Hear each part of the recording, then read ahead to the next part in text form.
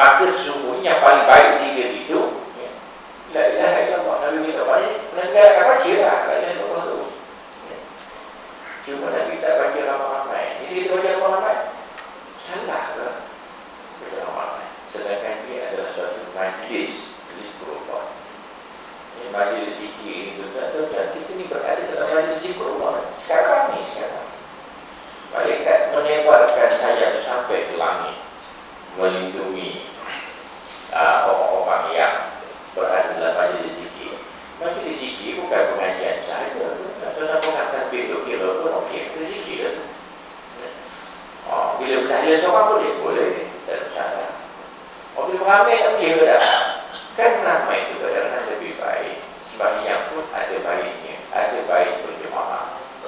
Jadi kalau berzikir berjemaah bukan bagus, ada bagusnya. Bid'ah lagi okay. Bagi kita, pada saya lah, sunnah Nabi itu kita nak ikut Nabi kan. Nabi contoh teladan yang baik.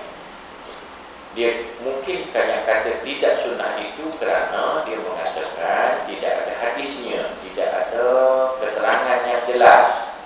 Okey, tak apa. Dia ilmu rezeki itu yang kadang susah. Jangan kapan dia program begitu. Pada saya, kadang-kadang saya pun bagi pandangan itu kadang-kadang orang tak suka juga. Tapi tak apa, yang tak suka tak salah. Saya tak paksa orang suka pun.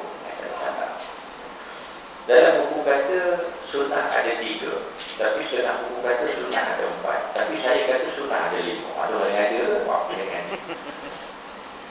apa 3? Benda sunnah ni ialah perkataan Nabi, perbuatan Nabi, perakuan Nabi. 3. Perbuatan Nabi buat, perkataan Nabi cakap. Pengakuan Nabi ni, Nabi tidak melarang walaupun Nabi tak suruh. Dia mengakui benda boleh. Ada yang keempat. Apa yang keempat? Cita Nabi. Kenapa mengerjakan haji kali kedua adalah sunnah, sedangkan Nabi mengerjakan haji hanya sekali?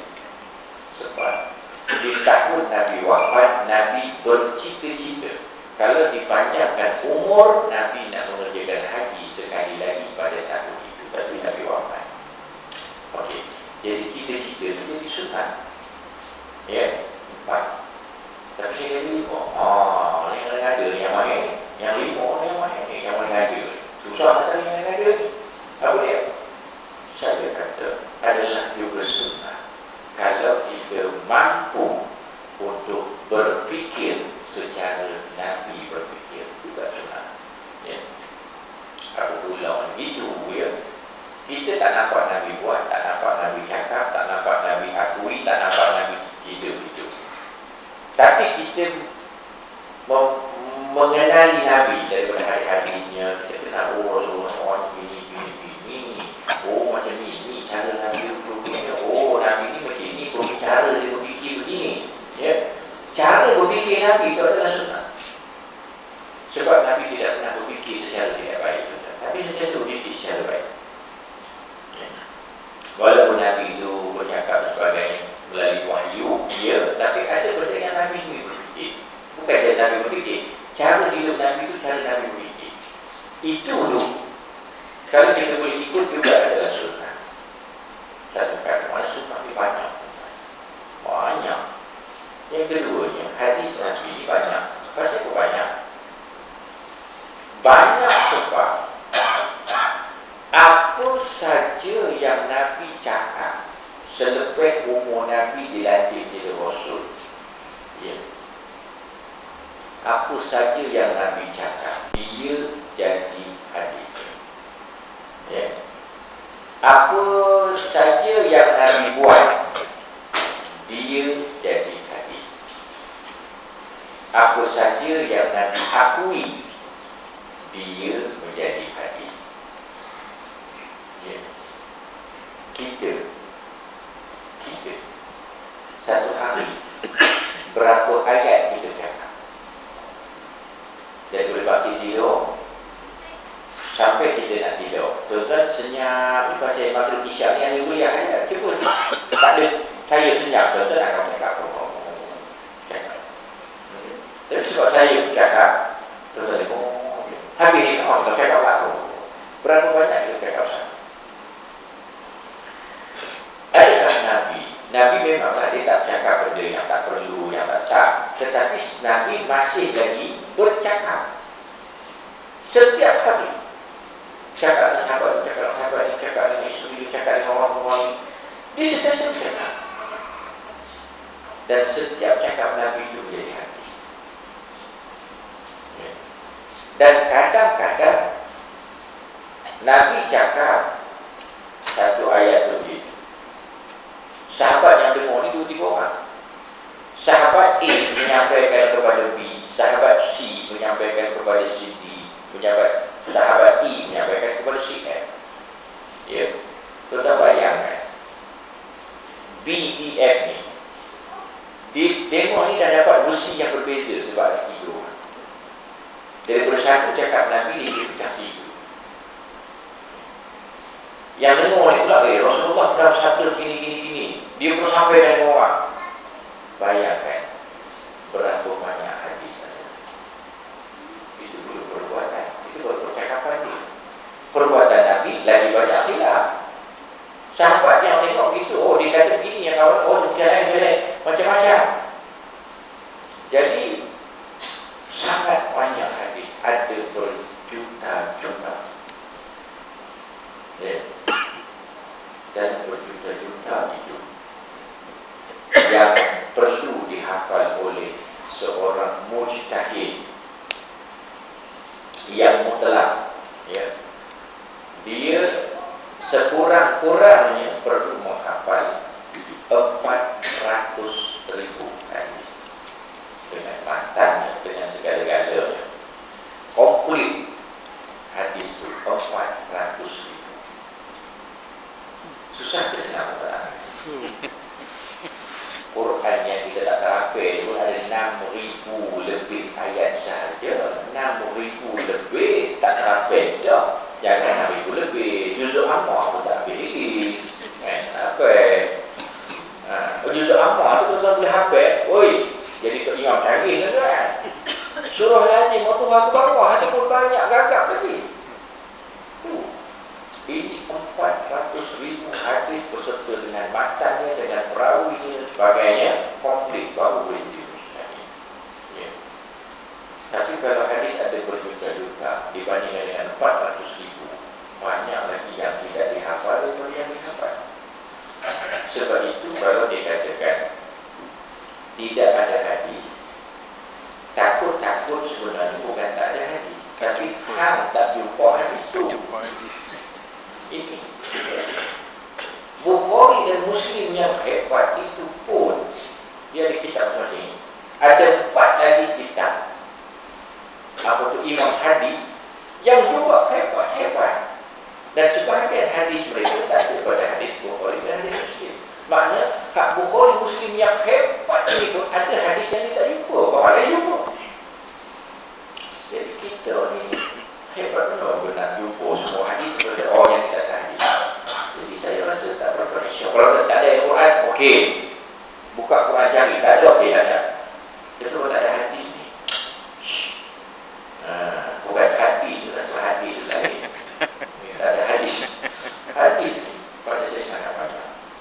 Sebab itu bila orang tu buat benda yang paling tulis, nampak ni macam tak ada hadis saja, nanti dulu. Boleh jadi dia ada hadis ni, kita tak tahu. Tapi kalau nampak khurafat, tak apa, kita larang. Itu memang jauh kita larang. Tapi kalau satu amalan, kan, dia berzikir, kita tasbih dulu, berzikir orang, berzikir, apa berzikir tengok, tak apa, dia berjasa, dia bersambung lah, berzikir dari Allah, bertahil, dia betul. Oh, dia bilang, hadis tak ada, nanti dulu. Itu pun betul-betul baik. Ya, ini. Sebab tuan-tuan, cara hidup Rasulullah itu dia sebenarnya lengkap. Ya, termasuk perkara ibadah. Ibadah ni kalau dah dikata tak ada hadis, jangan buat, sebab dia akan jadi bid'ah. Ya, kita tahu. Ya, kita tahu. Tetapi mungkin hadis itu ditemui oleh orang yang mengasaskan kaifiat ibadah itu. Contohnya tahlil, kan dia ada susunan dia. Mula-mula baca ini, lepas ini, lepas ini. Ini siapa dah susun ni? Ya, ulama yang menyusun itu, mungkin dia ada hadisnya. Kita memang tak jumpa hadis tu. Jadi kita bersandarkan kepada ilmu ulama itu. Kita tak ambil sebagai satu amalan. Sedangkan yang dibaca itu adalah ayat Al-Quran, selawat-selawat. Pada saya, pusing ke mana pun dia tak boleh menjadi satu kesalahan. Pada saya. Dan saya ingat ada satu kawan saya beritahu, tuan-tuan pun kenal, Ustaz Rawi Cameron Highland. Rawi Cameron Highland. Cameron Highland ni nama. Dia nak cakap dengan saya. Dia kawan tu. Dia kata dia pernah email kepada Dr. Yusuf Kordowi. Ini hebat orangnya. Dia pernah email kepada Dr. Yusuf Kordowi bertanyakan permasalahan zikir-zikir bid'ah-bid'ah di Malaysia. Ya, yang masa-masa pertemuan banyak sangat itu haram, ini tak boleh, ini bid'ah. Jadi dia banyak sangat beramalan ni. Dia email dengan bahasa Arab yang dia pandai. Dia email kepada Yusuf Kordowi bertanyakan, dia kata, apa status ini sebenarnya? Adakah dia bid'ah? Ya, kalau saya bilang tuan-tuan jumpa kalau orang yang Rawi ini, tuan-tuan tanya dengan dia. Punya panjang dia kata aku tulis. Dia 3-4 kacang dia tulis tu. Bertanya, menceritakan benda-benda ni semua. Dr. Yusuf Kordowi jawab punya sepedi. Dia kata apa? Dia kata semua itu adalah zikrullah dan semua itu adalah baik. Itu dia. Apa? Pasal memang tuan-tuan, apa kita bertahlil semua zikrullah, kita selawat semua zikrullah. Dan itu baiklah ke? Ya, ini cuma Nabi tak kuat kerana bukan Nabi tak kuat, tapi suasana Nabi itu tak sesuai nak buat macam mana kita. Apa itu kita buat ni pun tuan-tuan bukan bagus sangat, tapi ini yang kita mampu buat. Tuan-tuan mampu bila berjalan bawa kereta, tuan-tuan baca Quran tak berhenti, tuan-tuan beli kereta berhenti. Boleh, tapi selalunya tak kuat pun. Kalau boleh, ya. Jadi kemampuan kita tak ada tak situ. Apa yang kita boleh buat? Kita baca banyak-banyak lepas sembahyang. Kalau lepas sembahyang ni lah, masa kita tak ada nak mikir apa-apa kan, duduk will itu. Jadi nak diri itu panjang. Salah ke membaca ayat Al-Quran, selawat dan sebagainya? Sebenarnya tidak patut dikatakan salah. Tidak sepatutnya, ya. Tapi kalau salahkan juga, apa yang dapat mana dia dah salah, dia nak buat. Itu janganlah orang yang dah buat. Ya. Sebab bila kita nak ikut Rasulullah sebagai contoh, hadis Nabi sangat banyak, ya, sangat banyak. Yang mungkin banyak lagi yang kita, sangat banyak yang kita tak jumpa berbanding dengan yang kita jumpa. Kita kata begitu. Kita yakin semua kebaikan yang ada adalah merupakan kebaikan-kebaikan yang ada asasnya dalam Islam. Ya, kita mesti itu, ya. Dengan menjalani hidup berdasarkan hukum peraturan yang ditetapkan oleh Allah SWT, terbukalah pintu rahmat Allah SWT dan manusia dapati dirinya hidup serasi dengan tabiat semula jadinya dan dengan alam yang didiaminya. Ya. Ini satu fakta yang lain, tuan-tuan, ya. Satu fakta yang lain yang berbanding dengan yang sebelum tadi, yang ini lain. Apa lain? Dia kata, apabila kita telah pun menjalani kehidupan sebagai seorang Muslim yang mengikut segala peraturan dan cara hidup Islam yang didasari oleh, yang telah diajari oleh sunnah-sunnah Nabi, petunjuk-petunjuk Nabi. Dia kata,